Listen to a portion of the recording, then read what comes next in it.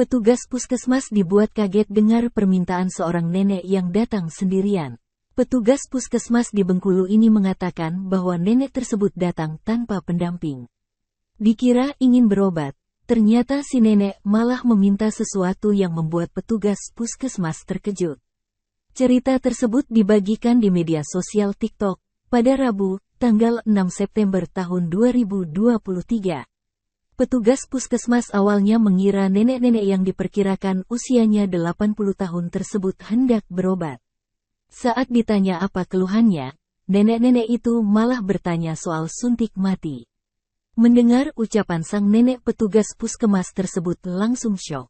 Ia kemudian berusaha menenangkan nenek malang itu.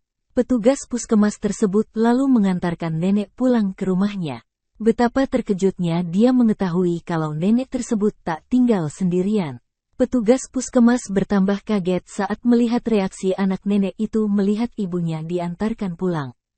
Petugas puskesmas keheranan mengapa anak nenek itu tidak mengantarkan orang tuanya ke puskesmas, padahal di rumahnya terdapat mobil dan motor.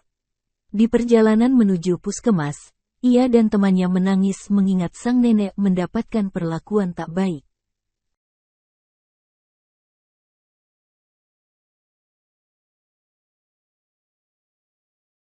Terima kasih sudah nonton. Jangan lupa like, subscribe, dan share ya.